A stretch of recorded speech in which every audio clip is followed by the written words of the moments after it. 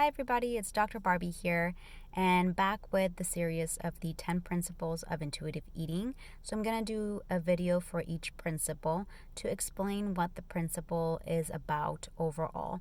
There are more details about it. If you want to read more details, you have the intuitive eating book.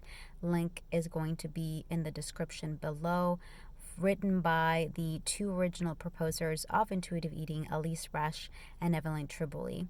So the last video we talked about the first principle of intuitive eating, which is reject the diet mentality.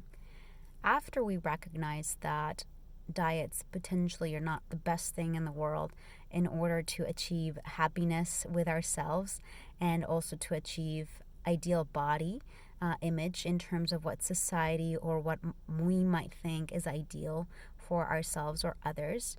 After we reject the diet mentality, the second step or second principle of intuitive eating is to honor your hunger.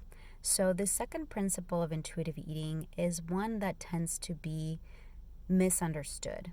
A lot of people who criticize intuitive eating say that the second principle of intuitive eating, to honor your hunger, means you just end up eating whatever you want all the time without even thinking about it, not even thinking about the nutrition.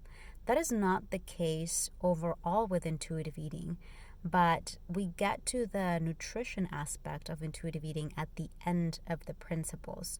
The reason why it was made this way is because if you truly want to get over disordered eating or an eating disorder using intuitive eating, the way to approach intuitive eating is not the same way that if you approached every other diet. If you approach intuitive eating initially thinking about nutrition of foods, you'll probably still be fixated on some sort of restriction or leaning towards more nutritious foods versus play foods, and that will potentially lead to still some restriction in some way or form, which would not be intuitive eating. So the second principle of intuitive eating, of honor your hunger, really is more about understanding that first we need to correct all these restrictive behaviors that we've had in the past, and we allow ourselves to eat what we want when we want. Eventually, your body and your brain will understand that now that we've rejected the diet mentality, now that we allow ourselves to eat whatever we want to or whatever is available to us, it will let us know eventually that we are safe in terms of we're not restricting anymore. We don't need to be on the lookout for either starvation, restriction, or anything that would potentially lead to deprivation, whether that's mental deprivation or physical deprivation like we've had in the past. Particularly if you come from a background with disordered eating or eating disorder where you've been restricting foods intake before, your brain and body really need to understand first and trust that you're going to feed them what they need at the time that they need it.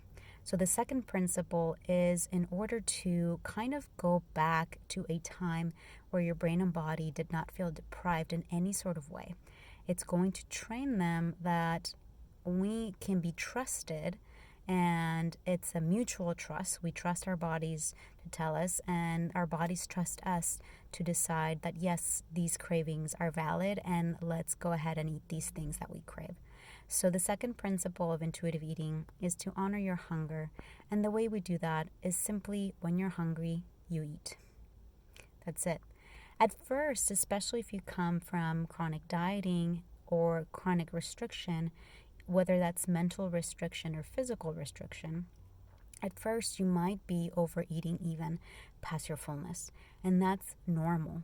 Your body has been in this restriction mode, and it's now realizing that it can eat whatever it wants and whatever it asks for. What can happen sometimes is our bodies are still not trusting us that this will last. And so it's getting prepared just like it has before. It's getting prepared for the next possible diet. Eventually, it realizes there is no next possible diet. We're honoring our hunger and we're giving ourselves unconditional permission to eat. So we don't need to overeat anymore. And can't tell you when that would happen, when that recognition of your body would happen, where you switch from potentially eating more than your fullness cues to understanding that you're just eating to your fullness. But that is part of the principles as well. And so the second step with intuitive eating after we reject diet mentality is to honor our hunger. We'll figure out about fullness and satiety in upcoming principles. We'll learn about those, but just stop with honoring your hunger, meaning when you're hungry, go ahead and eat something. And eventually you'll be also able to figure out what you are craving at that time. And eventually you realize that the things you're craving also correlate with specific nutrition that your body is needing.